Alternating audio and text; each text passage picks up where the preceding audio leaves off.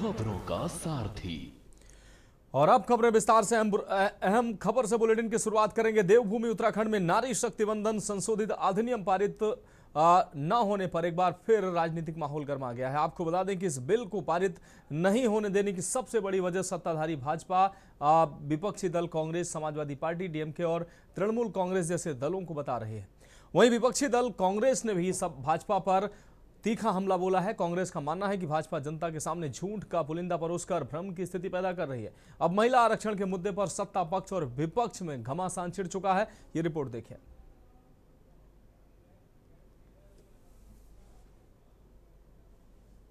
दिल्ली में हुई पत्रकार वार्ता को मुख्यमंत्री धामी ने संबोधित करते हुए कहा कि हम देश की नारी को विश्वास दिलाते हैं, उनका अधिकार अवश्य मिलेगा।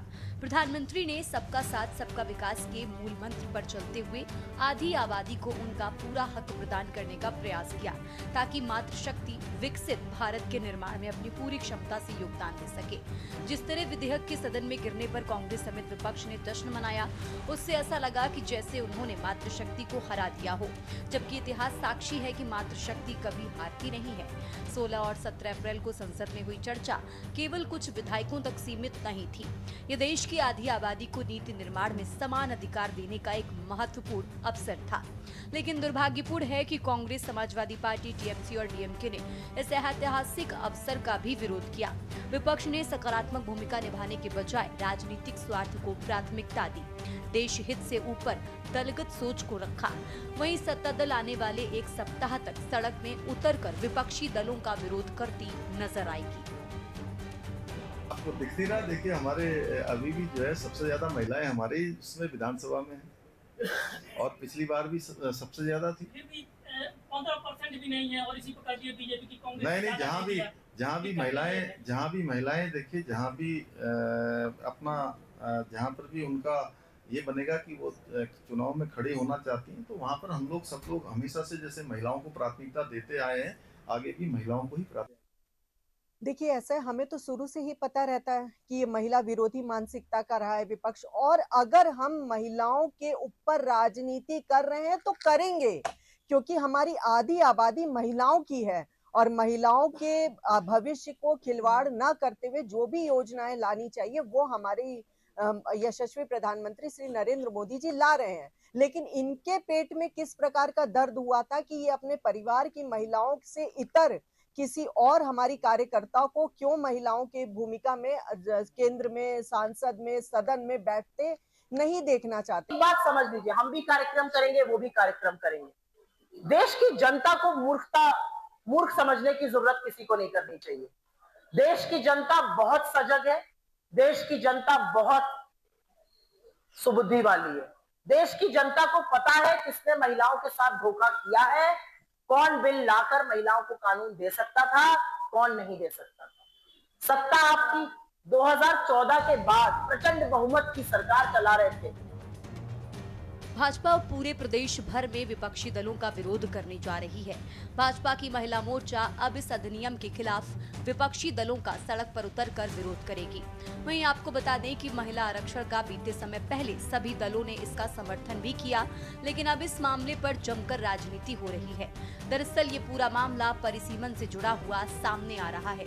यही वजह है कि जहां एक ओर बीजेपी विपक्षी दलों पर समर्थन न देने का आरोप लगा रही है, तो वहीं दूसरी ओर विपक्षी दल कांग्रेस इस बात को कह रही है कि महिला आरक्षण बिल साल 2023 में पारित हो चुका है। ऐसे में इस संशोधन के जरिए सरकार परिसीमन पर जोर दे रही है, जबकि विपक्ष महिला आरक्षण बिल के समर्थन में है। उत्तराखंड जो राज्य बना, ये महिलाओं की बदौलत बना है और उत्तराखंड में महिलाओं की स्थिति आज भी दयनीय है। भारतीय जनता पार्टी और कांग्रेस महिला विधेयक पे खाली नोटंकी कर रही है। यदि भारतीय जनता पार्टी इतनी संवेदनशील है और महिलाओं के प्रति उनको सम्मान है, तो पहले तो अपनी पार्टी के अंदर अपने पदों पर 50% महिलाओं को नियुक्त करें। अपने यहाँ लोकसभा की सीटों पर और अपने विधानसभा पूरे राज्यों में 50% महिलाओं को टिकट देना सुनिश्चित करें। तब जाके तो ये कहा जाएगा कि ये महिलाओं के प्रति इनकी सच्ची निष्ठा है। केवल हल्ला मचाने से महिलाओं का भला होने वाला नहीं है। उत्तराखंड क्रांति दल आगामी चुनाव में ज्यादा से ज्यादा महिलाओं को चुनाव में प्रतिभाग कराने की पक्षधर है। आई है वो पूरा देश जानता है। देश जानता है कि इन्हीं भाजपा की महिलाओं ने 2023 में अपने शीर्ष नेतृत्व को, अपने आकाओं को धन्यवाद ज्ञापित किया है इसी महिला आरक्षण के लिए। नारी शक्ति वंदन अधिनियम पारित हो गया, मोदी जी की जय जयकार, ये सब ऐसे पोस्टें हैं। ये मेरे पास पड़ी है पोस्टें, ये देखिए, मैं आपको दिखाना चाहती हूँ। ये महेंद्र भट्ट की पोस्ट है, ये धन्यवाद कर रहे हैं इसमें महेंद्र भट्ट जी। ये आशा नौटियाल की पोस्ट है जो केदारनाथ से विधायक है। ये दीप्ति रावत भारद्वाज की पोस्ट है। ये सब पोस्टें 2023 की हैं। इसमें महिला आरक्षण बिल पास होने के लिए धन्यवाद ज्ञापित कर रहे हैं ये सब नेता। तो फिर अब सड़कों पर तांडव किस बात का? अब ये कैकई विलाप किस बात का? क्योंकि यहाँ सियासी जमीन खो चुकी है भाजपा। चाहे अवैध खनन ले लीजिए, भर्ती घोटाले ले लीजिए, महिला दुष्कर्म ले लीजिए, कानून व्यवस्था ले लीजिए, स्कूल कॉलेजों की हालत देख लीजिए, अस्पताल की व्यवस्थाएं देख लीजिए, सड़कों में गड्ढे देख लीजिए, सोना चोरी मामला देख लीजिए, अनगिनत मामले हो गए हैं उत्तराखंड के। देखिए, नारी शक्ति बंधन अधिनियम महिलाओं के सम्मान के लिए, महिलाओं के उत्थान के लिए हमारी केंद्र सरकार के द्वारा लाया गया विधेयक था। लेकिन समूचे विपक्ष के द्वारा और कांग्रेस पार्टी के द्वारा जिस तरह से इस अधिनियम के खिलाफ वोटिंग की गई, इस अधिनियम के खिलाफत की गई, उससे ये प्रमाणित होता है कि कांग्रेस पार्टी हमेशा महिलाओं की विरोधी रही है। महिलाएं उत्थान न करें, महिलाओं को के अपमान के लिए उन्होंने हमेशा काम किया है। और इस अधिनियम के खिलाफ कांग्रेस और समूचे विपक्ष ने वोटिंग करके एक बहुत बड़ा महापाप किया है और इसको देश की महिलाएं और हमारे प्रदेश की मातृशक्ति कभी माफ नहीं कर सकती है। इसको लेकर के भारतीय जनता पार्टी और समस्त मातृशक्ति में बड़ा जनाक्रोश है। आपको बता दें कि देश में अब तक कुल 4 बार परिसीमन हुआ है। इसके लिए आयोग का गठन किया गया है। अब ये 5वीं बार होने जा रहा है। सबसे पहला परिसीमन 1952 में हुआ था। अंतिम परिसीमन 2001 की जनगणना के आधार पर 2002 में हुआ था। दरअसल 1976 में 42वें संवैधानिक संशोधन के माध्यम से साल 2001 तक परिसीमन पर रोक लगा दी गई ताकि जनसंख्या नियंत्रण के प्रयासों को झटका न लगे। वहीं आपको बता दें कि ये पूरा मामला परिसीमन से जुड़ा हुआ है। यही वजह है कि जहां एक ओर बीजेपी विपक्षी दलों पर समर्थन न देने का आरोप लगा रही है, तो वहीं दूसरी ओर विपक्षी दल कांग्रेस इस बात को कह रही है कि महिला आरक्षण बिल साल 2023 में पारित हो चुका है। ऐसे में इस संशोधन के जरिए सरकार परिसीमन पर जोर दे रही है, जबकि विपक्ष महिला आरक्षण बिल के समर्थन में है। साथ ही सूत्रों की माने तो धामी सरकार जल्द ही इसको लेकर विधानसभा का विशेष सत्र निंदा प्रस्ताव के हिसाब से लाने जा रही है। बहरहाल ऐसे में देखना होगा कि आम जनता इसकी बारीकियों को कितना ध्यान से समझ पाएगी या ये मुद्दा राजनीतिक समुद्र में जनता को गुमराह करने में काफी रहेगा। Uttarakhand desk report. अगली खबर रुद्रपुर से है, जहां नजूल भूमि और दान की जमीन पर मालिकाना हक को लेकर सियासत तेज हो गई है। एक और जहां जमीनों के अधिकार को लेकर संघर्ष की बात कही जा रही है, वहीं दूसरी ओर जिहाद शब्द के इस्तेमाल ने विवाद को और बढ़ा दिया है। विधायक शिव अरोड़ा के बयान पर पलटवार करते हुए केपी गंगवार ने तीखी प्रतिक्रिया देते हुए कहा कि विधायक को अभी विषय समझना चाहिए। तंज कसते हुए कहा कि खुद को पढ़ा लिखा बताने से ज्ञान नहीं आता, बल्कि विषय की गहराई समझनी जरूरी होती है। उन्हें जिहाद शब्द का सही अर्थ नहीं पता है। गंगवार ने यह भी कहा कि जिहाद का मतलब केवल वह नहीं है जो आमतौर पर राजनीतिक भाषणों में प्रस्तुत किया जाता है, बल्कि इसका वास्तविक अर्थ संघर्ष का प्रयास होता है। 2015 में 57/2015 एक डेट थी जिसमें उत्तराखंड गवर्नमेंट को ये आदेश हुए थे कि नजूल पर 14,157 लोग हैं जो अवैध हैं, इनको खाली कराया जाए। और अगर आप खाली कराने का समय मांग रहे हैं तो 3 महीने से लेके 1 साल तक का समय कोर्ट ने दिया था। और जब सरकार इसका पालन नहीं करा पाई थी तो उसके बाद दूसरा आदेश हुआ था। दूसरे आदेश में कोर्ट ने एसएसपी उधम सिंह नगर को भी पार्टी बनाया था। साथ में उस समय जो तत्कालीन विधायक थे राजकुमार ठुकराल, पुत्र श्री खजान चंद्र ठुकराल, एमएलए रुद्रपुर को भी पार्टी बनाया था कि आप इस नजूल की जमीन का या तो सलूशन निकाल दें या तो इसका कोई सलूशन दें, न वरना खाली कराकर कोर्ट आएंगे। ऐसा ना होने पर आपके खिलाफ कंडोम ऑफ कोर्ट होगी, ये बात कही गई। अब बढ़ेंगे अगली खबर की ओर। देहरादून स्थित कांग्रेस मुख्यालय राजीव भवन में आयोजित पत्रकार वार्ता में कांग्रेस नेता सुप्रिया श्रीनेत ने भाजपा सरकार पर महिला आरक्षण को लेकर तीखा हमला बोला है। उन्होंने कहा कि महिला आरक्षण लागू करने में सबसे बड़ा रोड़ा केंद्र सरकार है और प्रधानमंत्री की मंशा इसे लागू करने की नहीं है। सुप्रिया श्रीनेत ने आरोप लगाया कि कांग्रेस ने महिला आरक्षण की नींव रखी थी और वर्ष 2010 में भी इस दिशा में प्रयास किया गया था, लेकिन उसे पूरा नहीं किया जा सका। उन्होंने कहा कि भाजपा सरकार जनगणना और परिसीमन जैसी शर्तें लगाकर इस प्रक्रिया को टाल रही है। उन्होंने महिला अपराध, महंगाई और विदेश नीति के मुद्दों पर भी केंद्र सरकार को घेरा।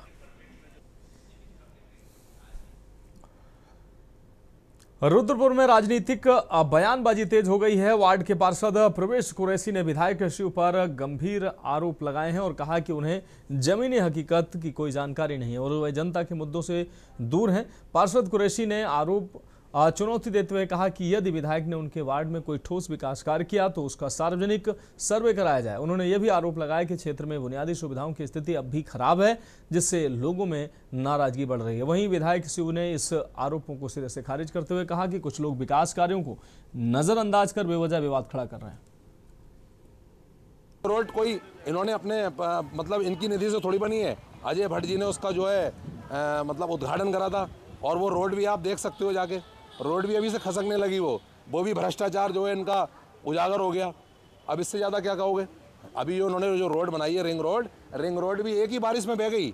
जो साइड की जो उसकी जो लेयर होती है बनोगी, तो हमें क्या बताएंगे, हम पूछना भी नहीं चाहते उनसे, लेकिन हम उनसे सिर्फ इतनी बात कहते हैं कि हिंदू मुस्लिम के बाहर आप कब आओगे, इस देश को बढ़ाने की बात आप कब करोगे, इस रुद्रपुर को बढ़ाने की बात कब करोगे। हम तो यही पूछते हैं उनसे बस।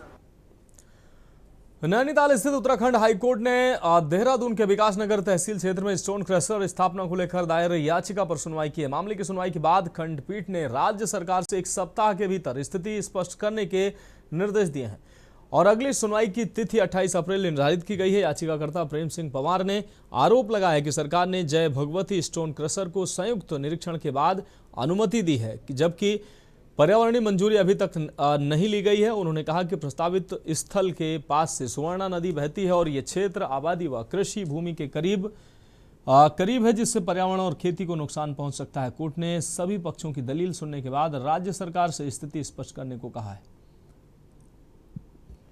एक प्रेम सिंह पवार हैं, वो तहसील विकासनगर के निवासी हैं। उन्होंने आज ये मुकदमा डाला था जय भगवती स्टोन क्रशर में के खिलाफ, जो कि एक गांव है विलेज कैंची वाला और तहसील विकासनगर में ही है। वो ये जनहित याचिका नहीं है। उनका ये कहना था कि साहब, जहां पे ये परमिशन 5 मई 2025 को सरकार द्वारा दी गई है स्थापना के लिए स्टोन क्रशर के, उस एक ज़मीन में सह खातेदार वो भी हैं और उसके अलावा उन्होंने बहुत सारे मुद्दे उठाए कि स्वर्ण नदी पास है, इसके जॉइंट इंस्पेक्शन गलत से हुआ है। लेकिन उनका एक मुद्दा ये भी था कि साहब, जिस खाते पे ये स्थापना होने जा रही है स्टोन क्रशर की, उसमें सह खातेदार वो हैं और उनसे कोई नो ऑब्जेक्शन सर्टिफिकेट या फिर कोई कैसी भी तरह की आपत्ति जो उन्हें है, वो उनसे नहीं कोई चिट्ठी पत्र लिया गया है। खबर की ओर नैनीताल से अहम खबर है, जहां उत्तराखंड हाईकोर्ट ने देहरादून के विकास नगर तहसील में राज्य सरकार के द्वारा स्टोन क्रशर स्थापित करने की अनुमति दिए जाने के खिलाफ दायर याचिका पर सुनवाई की है। मामले की सुनवाई के बाद कोर्ट की खंडपीठ ने राज्य सरकार से इस पर 1 सप्ताह के भीतर स्थिति से अवगत कराने को कहा है। मामले की सुनवाई के लिए कोर्ट ने 28 अप्रैल की तिथि नियत की। आपको बता दें कि तहसील विकासनगर निवासी प्रेम सिंह पवार ने याचिका दायर कर कहा कि राज्य सरकार ने विकास नगर में जय भगवती स्टोन क्रशर को एक संयुक्त निरीक्षण के बाद स्थापित करने की अनुमति दी गई। सरकार ने आगे ये भी कहा कि स्टोन क्रशर को लगाने की सहमति और संचालन की सहमति राज्य प्रदूषण बोर्ड से लेनी आवश्यक है, जो अभी तक नहीं ली गई है। जहां पर ये लगाया जा रहा है उसके पास से सुवर्णा नदी बहती है, आबादी क्षेत्र है, कृषि भूमि को नुकसान हो सकता है, लिहाजा सरकार के आदेश पर रोक लगाई जाए।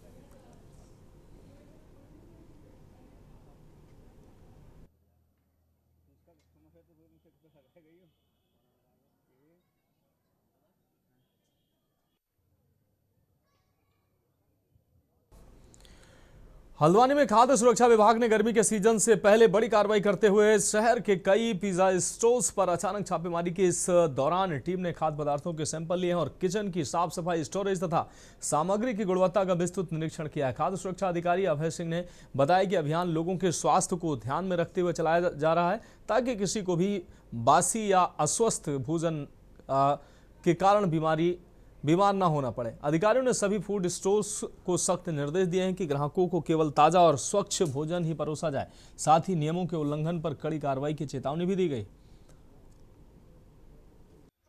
खाद्य सुरक्षा आयुक्त महोदय के निर्देशों में इसमें आज जगह जगह पे जो हमारे पिज्ज़ा वगैरह स्टोर है और मिल सके। जी सैंपलिंग एक पिज्ज़ा का सैंपल लिया गया और जहाँ तक ये कहना है कि कार्रवाई हम लगातार कर रहे हैं। हमारे 383 केस माननीय न्यायालय में पेंडिंग है। खबरों में वक्त फिलहाल एक ब्रेक का, जल्द हाजिर होंगे। खबरों का सारथी। ब्रेक के बाद उत्तराखंड की खबरों में एक बार फिर से आपका स्वागत है। बढ़ेंगे अगली खबर की ओर। खड़ी में उत्तराखंड सरकार की जन कल्याणकारी योजनाओं और विकास कार्यों की जमीनी हकीकत जानने के लिए शासन स्तर पर समीक्षा बैठक आयोजित की गई। इस बैठक में अपर सचिव मायावती ढक्करियाल ने क्षेत्र में चल रहे विभिन्न विकास प्रोजेक्ट की प्रगति की समीक्षा की है।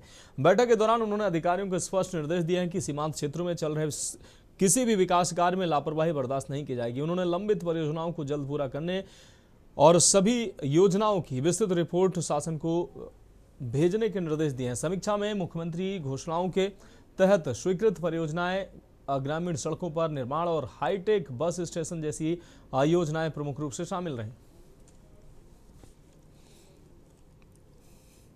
हमारी सरकार है उत्तराखंड सरकार में, इसमें जो भी काम चल रहे हैं, जो भी योजनाएं चल रही हैं, उनमें प्रगति रिपोर्ट हमको देनी है। तो इसके लिए हमको अपर सचिवों को 2-2 ब्लॉक बांट रखे हैं, सभी को आवंटित हुआ है वहाँ से। तो उस ब्लॉक में जाकर हमको देखना है कि जो योजनाएं चल रही हैं उनके लिए धनराशि भी जाती है, वो जनपद स्तर पर या नीचे ब्लॉक स्तर पर उसमें काम कितना हो रहा है। अब हम लोग ऊपर सोचते हैं कि काम हो रहा है, लेकिन नीचे हो रहा है नहीं, ये भी देखने के लिए हम लोगों को भेजा गया है कि आप निरीक्षण करिए और देखिए। और मुख्य रूप से तो ये देखना है कि पब्लिक को कोई समस्या तो नहीं है। हम लोगों की योजनाएं तो चल रही हैं, क्योंकि उसके बाद भी कभी कभी क्या होता है कि वो पब्लिक उससे संतुष्ट नहीं हो पाती। बढ़ेंगे अगली खबर की ओर। लक्सर तहसील सभागार में आयोजित तहसील दिवस के दौरान कुल 15 शिकायतें दर्ज की गई हैं। इनमें अधिकांश मौके पर ही निस्तारित कर दी गई हैं। शिकायतें मुख्य रूप से राजस्व, विद्युत, शिक्षा और स्वास्थ्य विभाग से संबंधित रहीं। हालांकि तहसील दिवस में पहुंचे कई शिकायतकर्ता कार्रवाई से असंतुष्ट नजर आए और इस दौरान राजपाल सिंह ने बताया कि वे पिछले 1 वर्ष से लगातार क्षेत्र की एक बड़ी समस्या को लेकर शिकायत कर रहे हैं, लेकिन अब तक कोई ठोस कार्रवाई नहीं की गई है। राजपाल सिंह का आरोप है कि बरसात के समय लक्सर क्षेत्र में बाढ़ जैसी स्थिति बन जाती है, क्योंकि पानी निकासी के रास्तों पर अतिक्रमण कर उन्हें बंद कर दिया गया। उन्होंने चेतावनी दी कि यदि जल्द कार्रवाई नहीं हुई तो वे उच्च न्यायालय का रुख करेंगे। आयोजित हुआ था, इसमें अभी तक जो है 11 शिकायतें आई हैं, जिनका 3 का मौके पे निस्तारण कर दिया गया है। 6 शिकायतें जो है संबंधित डिपार्टमेंट को निस्तारण के लिए प्रेषित कर दिए जाएंगी, जिसका जल्दी निस्तारण के निर्देश दे दिए गए हैं। अब ज़्यादातर शिकायतें तो राजस्व विभाग से पैमाइश से संबंधित भी है, जो संबंधित कानूनगो साहब लोगों को और संबंधित पटवारियों को जो है निर्देशित कर दिया गया है, जल्दी उसका निस्तारण कर लिया जाएगा। और साथ में नगर पालिका हुआ, BDO साहब हुए या फिर आपका UPCL हुआ, तो इनसे भी जो है शिकायतें आई थी, उनको भी निर्देशित कर दिया गया है। अब ये वाला मैटर आपके द्वारा ही मेरे संज्ञान में लाया गया अभी, क्योंकि मैंने कल ही ज्वाइन किया है, तो इसका जो है निरीक्षण करवा के, जाँच करवा के जो है जो भी आवश्यक कार्रवाई होगी कर दी जाएगी।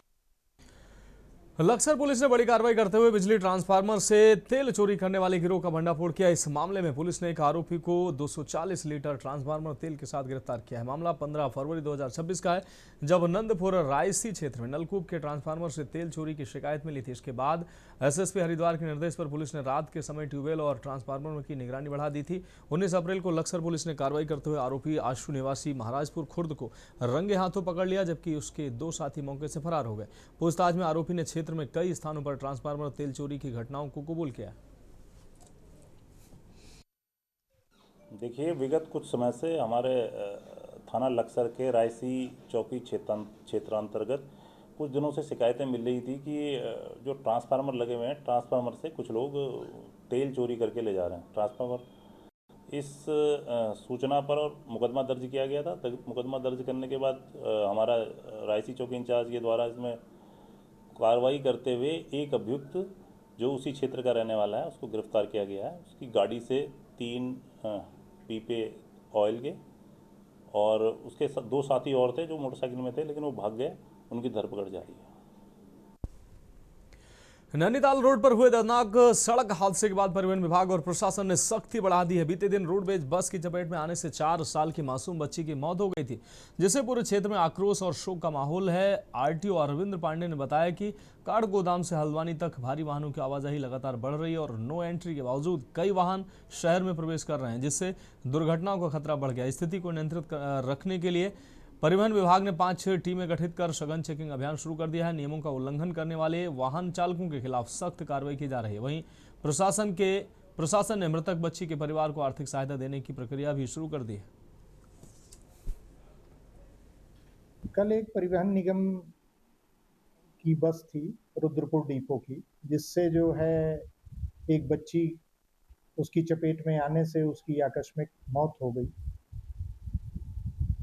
ये बहुत ही दुखद है।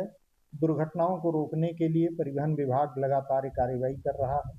कल घटना के तुरंत उपरांत हमारी टीम मौके पर गई और उसका निरीक्षण भी किया। उसमें जो भी अग्रेतर कार्रवाई है रिपोर्ट बना करके जिलाधिकारी महोदय को भेजी जा रही है, जिसके माध्यम से जो सड़क दुर्घटना राहत निधि से जो अनुमन्य सहायता राशि है वो उसको उपलब्ध कराई जाएगी। फिलहाल उत्तराखंड की खबरों में अभी के लिए मेरे साथ इतना ही। मुझे दीजिए इजाजत और आप देखते रहिए के न्यूज़ इंडिया।